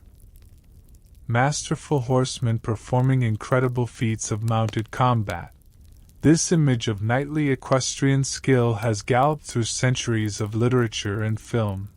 But you're about to discover how many knights were surprisingly mediocre riders who fell off their horses more often than Hollywood would ever dare to show, turning supposedly graceful cavalry charges into chaotic tumbles of flailing limbs and embarrassed curses.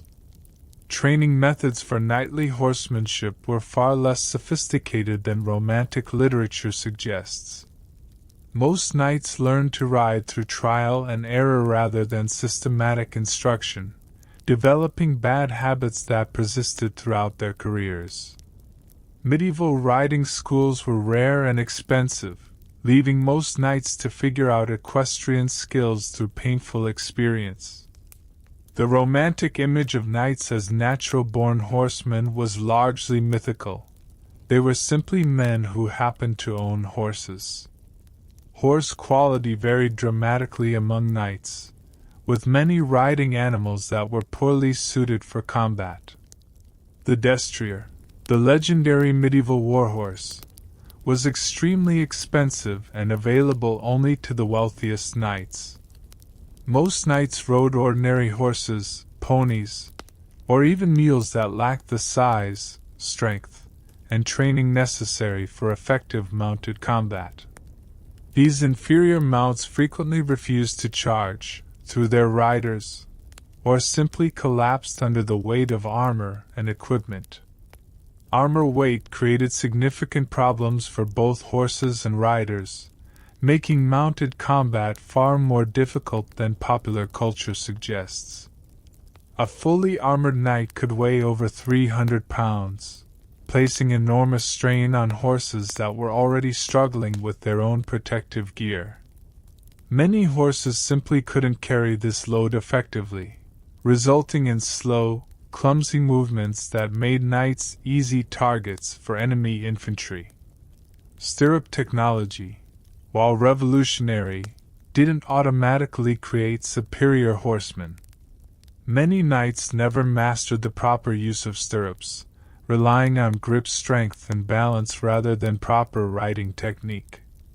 Archaeological evidence from medieval battlefields shows that knights frequently lost their stirrups during combat, leaving them vulnerable to being unseated by enemy weapons or their own horses' movements. Battlefield conditions made competent horsemanship nearly impossible even for skilled riders. Muddy fields, rocky terrain, and crowded battlefields created hazards that challenged the best equestrians. Knights regularly fell off their horses due to environmental factors rather than enemy action, becoming easy prey for infantry forces that could move more effectively on foot. Saddle design in medieval times prioritized security over comfort or control, creating riding positions that actually hindered effective horsemanship. The high-backed medieval war saddle was designed to keep knights mounted rather than allow them to ride skillfully. These saddles were essentially chairs strapped to horses, limiting riders' ability to communicate with their mounts or adjust to changing conditions. Horse training for medieval warfare was primitive compared to modern standards, with most war horses receiving minimal preparation for combat conditions. Knights expected their mounts to charge into battle, navigate obstacles, and respond to commands while surrounded by noise, smoke, and violence. Most horses were terrified by combat conditions and behaved unpredictably, throwing riders or fleeing from battles regardless of their riders' intentions.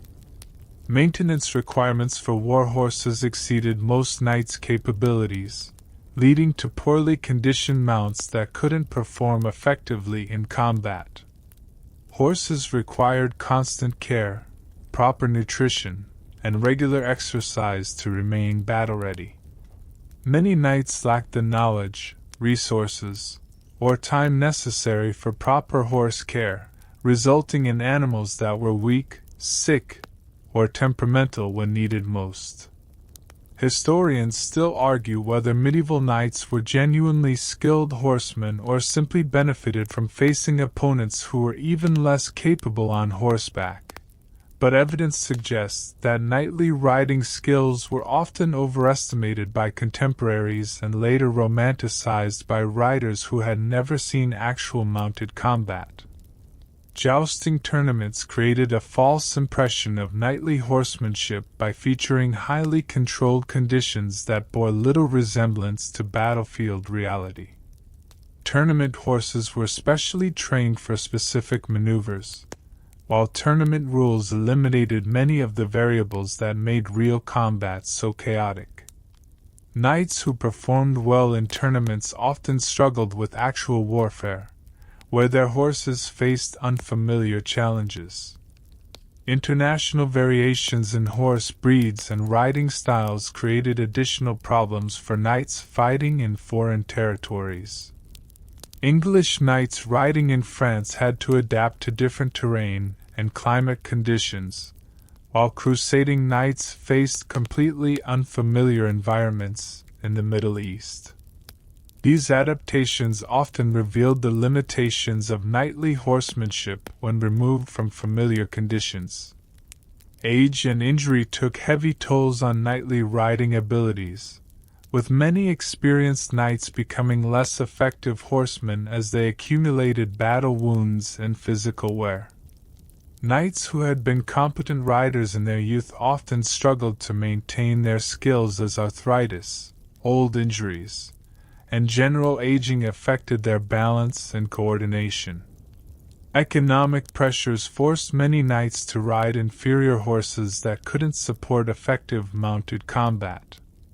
Knights who couldn't afford quality war horses often rode animals that were too small, too old, or too poorly trained for battlefield conditions. These economic constraints meant that knightly horsemanship was often limited by the quality of available mounts rather than rider skill. Weapon weight and design created additional challenges for mounted knights trying to maintain control of their horses while wielding heavy weapons. Lances, swords, and maces all required specific techniques that were difficult to master while simultaneously controlling a horse.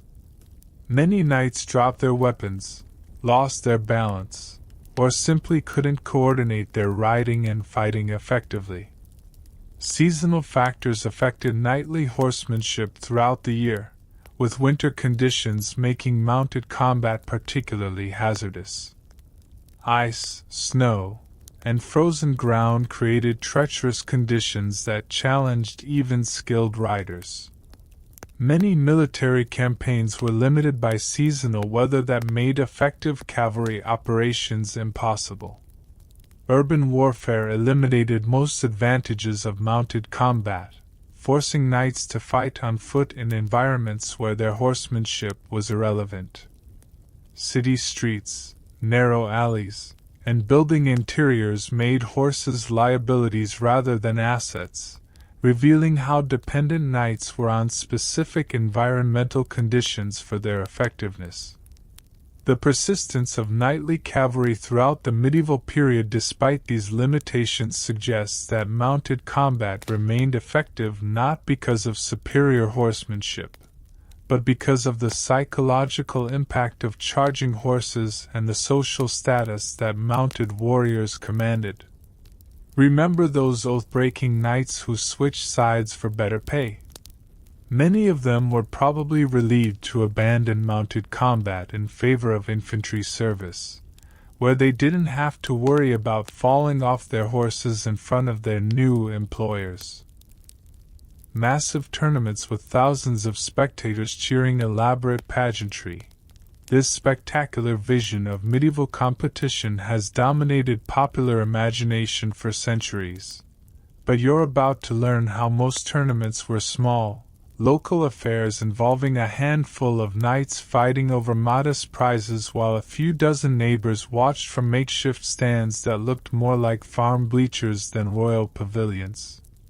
Local tournaments typically involved fewer than 20 participants, with many featuring only 6 to 8 knights competing for prizes that barely covered their travel expenses.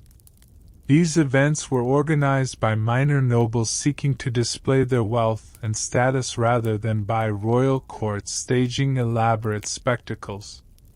The participants were usually regional knights who knew each other personally, making tournaments more like neighborhood competitions than international championships. Prize values at most tournaments were surprisingly modest, often consisting of used weapons, aging horses, or small amounts of silver that wouldn't cover a knight's equipment maintenance costs. The romantic notion of knights winning vast fortunes through tournament success was largely mythical. Most participants lost money on entry fees, travel expenses, and equipment repairs. Tournaments were expensive hobbies rather than profitable careers for all but the most exceptional competitors. Spectator attendance at typical tournaments numbered in the dozens rather than thousands, with audiences composed mainly of local peasants, minor nobles, and merchants seeking entertainment during market days. The elaborate pavilions and colorful banners depicted in romantic literature were rare luxuries that only the wealthiest organizers could afford. Most tournaments featured simple rope barriers and temporary wooden stands that could accommodate perhaps 50 spectators. Equipment quality at local tournaments reflected the economic realities of knightly life rather than the elaborate gear shown in modern depictions. Knights often competed with damaged armor, dull weapons, and tired horses because they couldn't afford better equipment. Tournament organizers rarely provided standardized gear, leaving participants to compete with whatever they could afford or borrow. Safety regulations were minimal or non-existent at most tournaments, resulting in frequent injuries and occasional deaths that organizers treated as acceptable risks rather than tragic accidents. Knights competed with sharp weapons, minimal protective gear, and horses that were often poorly trained for tournament conditions. Medical care was primitive, meaning that minor injuries often became serious complications. Seasonal scheduling limited tournament frequency, with most events occurring during summer months when travel was possible and agricultural work didn't demand peasant attention. Winter tournaments were rare due to weather conditions and the difficulty of maintaining horses in cold climates. This seasonal pattern meant that even active tournament knights could only compete a few times per year. Regional variations in tournament rules and customs created confusion for traveling knights who discovered that each locality had different expectations and regulations. What was considered acceptable behavior in one region might be forbidden in another, leading to disputes and disqualifications that reflected local politics rather than universal standards. Historians still argue whether medieval tournaments served primarily as military training, social entertainment, or economic opportunity, but evidence suggests that most combined all three functions while achieving none of them particularly well. The training value was limited by artificial rules, the entertainment was often disappointing, and the economic benefits were minimal for most participants. Church opposition to tournaments created additional complications for organizers and participants, with religious authorities regularly condemning these events as occasions for sin and violence. Papal bans on tournaments were frequently ignored, but they created legal and moral ambiguities that affected participation and organization. Some knights avoided tournaments entirely to maintain their religious standing. Political tensions often disrupted tournaments when rival nobles used these gatherings to settle personal disputes or advance territorial claims. What began as sporting competitions frequently devolved into actual warfare, with tournament grounds becoming battlefields where old grudges were settled through violence rather than regulated combat. Urban tournaments faced unique challenges related to space limitations, crowd control, and property damage. Cities that hosted tournaments had to balance the economic benefits of attracting visitors against the costs of repairing damage caused by mounted combat in confined spaces.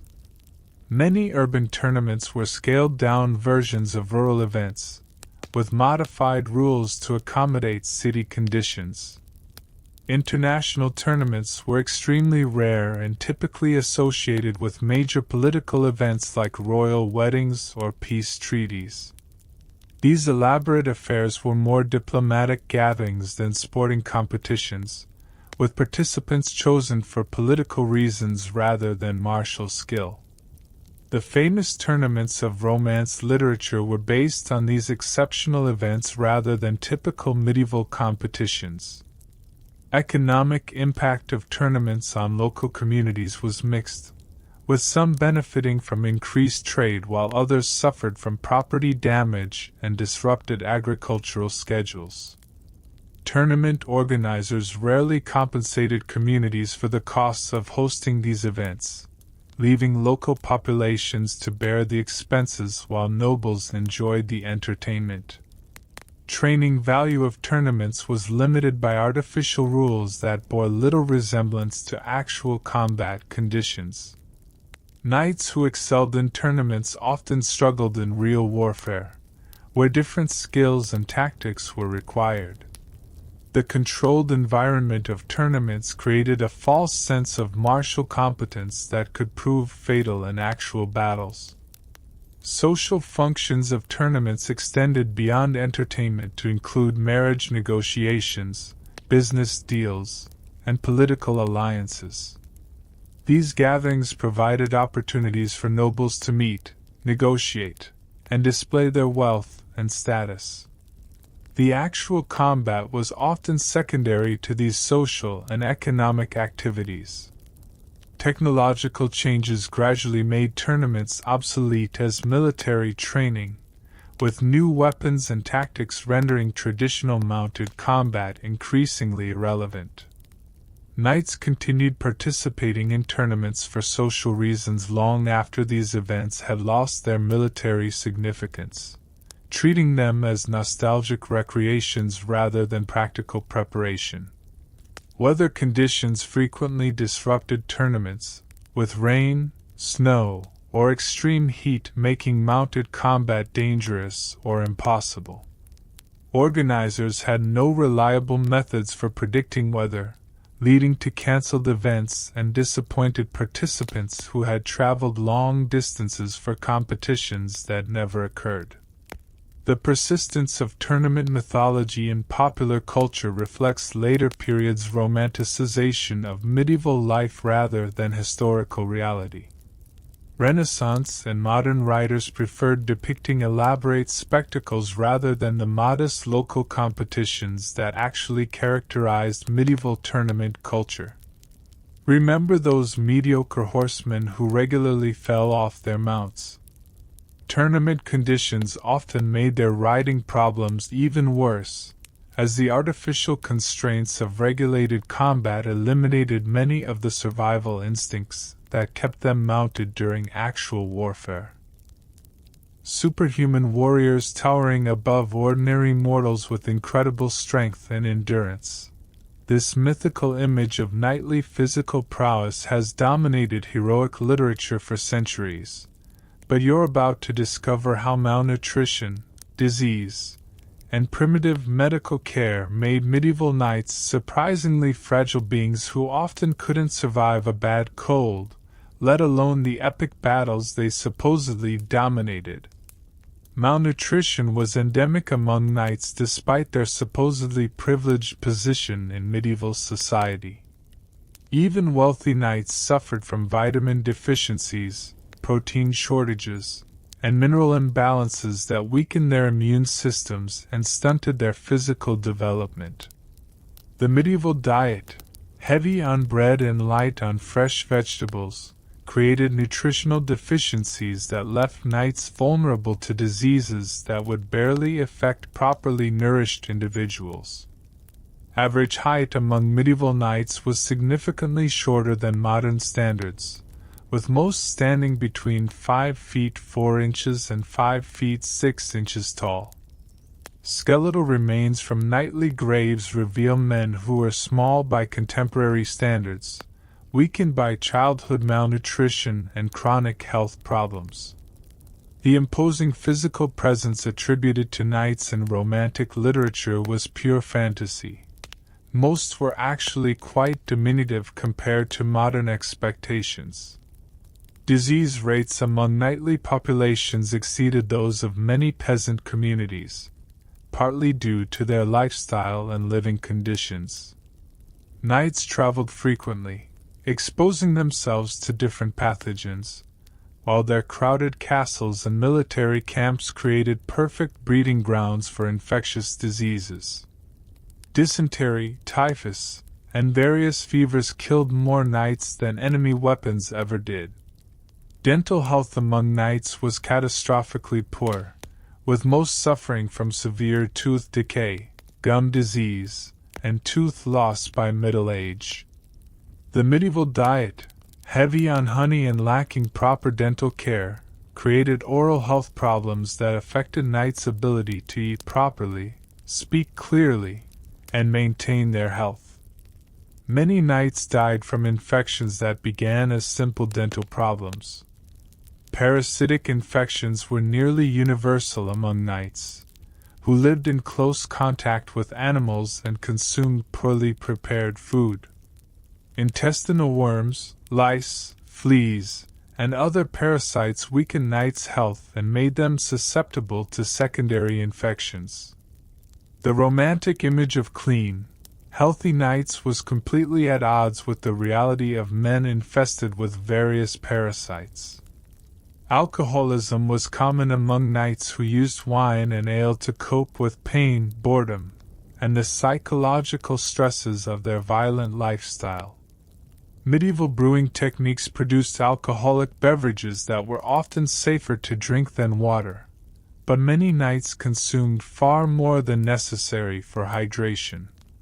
Chronic alcohol consumption weakened their health and impaired their judgment during critical moments. Injury accumulation over knightly careers created permanent disabilities that severely limited their effectiveness. Knights who survived multiple battles often suffered from broken bones that healed poorly, joint problems from wearing heavy armor, and chronic pain from old wounds.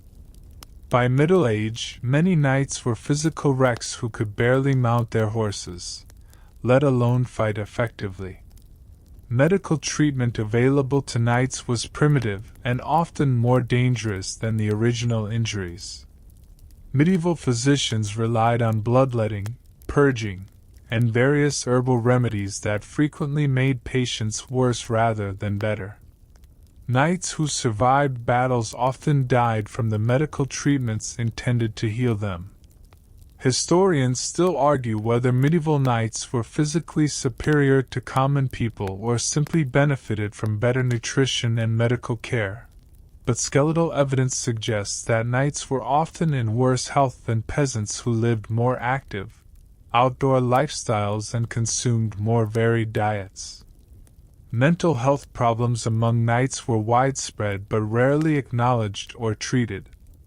The constant violence, political pressures, and social expectations created psychological stresses that manifested as depression, anxiety, and what we might now recognize as post-traumatic stress disorder. Knights had no effective treatments for these conditions, leading many to self-medicate with alcohol or engage in increasingly reckless behavior. Seasonal health variations affected knights throughout the year, with winter months bringing increased mortality from respiratory diseases and malnutrition. Knights who survived summer campaigns often died during winter months when food was scarce and heating was inadequate. The romantic notion of knights as year-round warriors ignored the reality that many were seasonal invalids. Age-related decline hit knights particularly hard due to their physically demanding lifestyle and accumulated injuries. Knights who were effective warriors in their 20s often became liabilities by their 40s, unable to wear armor comfortably or fight effectively. The medieval world had no concept of retirement, leaving aging knights to struggle with roles they could no longer perform adequately.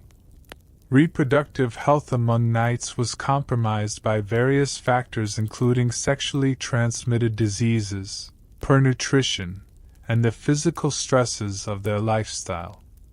Many knightly families struggled with infertility, high infant mortality, and genetic problems that reflected the poor health of their parents. The continuation of knightly bloodlines was often more difficult than romantic literature suggested.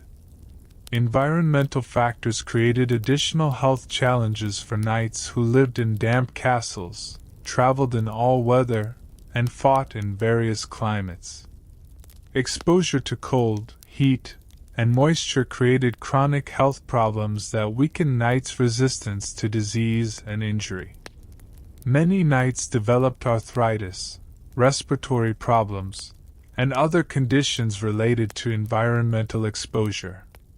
Occupational hazards of knightly life extended beyond combat to include injuries from training, horse-related accidents, and equipment failures. Knights regularly suffered from falls, crushing injuries, and wounds caused by their own weapons and armor. The supposedly glamorous knightly lifestyle was actually extremely dangerous even during peacetime. Substance abuse among knights included not only alcohol but various drugs and medicines that were available in medieval times. Knights consumed opium-based painkillers, mercury treatments for syphilis, and various herbal concoctions that often caused more harm than good. These substances provided temporary relief but created long-term health problems. Social pressures prevented knights from acknowledging their physical limitations, forcing them to continue fighting and performing duties despite serious health problems. The knightly code emphasized stoicism and physical prowess, making it impossible for knights to admit weakness or seek appropriate medical care. Many knights died from treatable conditions because they couldn't afford to appear vulnerable. Genetic factors may have contributed to knightly health problems, as the limited gene pool of medieval nobility created increased risks of inherited diseases and developmental problems. Inbreeding among noble families produced offspring who were often physically and mentally compromised, though these problems were rarely acknowledged or addressed. The persistence of knightly Superman mythology reflects later periods' need for heroic figures rather than medieval reality. Renaissance and modern writers preferred depicting physically impressive warriors rather than the often sickly, malnourished men who actually comprised medieval knightly classes. Remember those small, local tournaments with modest prizes? Many knights probably couldn't afford to participate not because of entry fees, but because their poor health made even limited physical competition too risky for their fragile bodies. Gunpowder cannons blasting knights into historical oblivion. This dramatic narrative of knightly extinction has echoed through history books for generations, but you're about to witness how knights actually proved remarkably adaptable, evolving their tactics, equipment, and social roles to survive well into the Renaissance and beyond, transforming rather than disappearing when faced with military revolution. Early firearms were far less effective against knights than popular history suggests, with primitive cannons and arquebuses proving unreliable, inaccurate, and slow to reload. Knights quickly learned to exploit these weaknesses, using mobility and armor to close with gunpowder units before they could reload. Many battles saw knights successfully charging through gunpowder smoke to slaughter infantry armed with early firearms that were more dangerous to their users than their targets. Armor evolution accelerated in response to gunpowder weapons, with armorers developing new designs specifically intended to deflect bullets and cannon fragments. Plate armor became thicker and more angled, creating surfaces that could turn aside musket balls and small cannon shot. Knights invested heavily in pistol-proof armor that allowed them to remain effective against early firearms, proving that technological adaptation could counter military innovation. Tactical adaptation allowed knights to incorporate gunpowder weapons into their own arsenals rather than being defeated by them. Knights began carrying pistols, adopting firearms for their own use while maintaining their mounted advantages. The famous Rider cavalry of the 16th century combined traditional knightly mobility with gunpowder firepower, creating hybrid forces that were more effective than either pure cavalry or pure infantry. Social transformation enabled knights to maintain their status and influence even as their military role changed. Knights became military engineers, artillery specialists, and commanders of mixed forces that included both traditional cavalry and gunpowder units. Their education, social connections, and military experience made them valuable in new roles that didn't require personal combat but still utilized their leadership abilities. Economic adaptation saw knights investing in gunpowder technology rather than being displaced by it. Wealthy knights financed cannon foundries, gunpowder mills, and firearms manufactories, profiting from the very technologies that supposedly made them obsolete. They understood that controlling new military technologies was more profitable than clinging to outdated methods.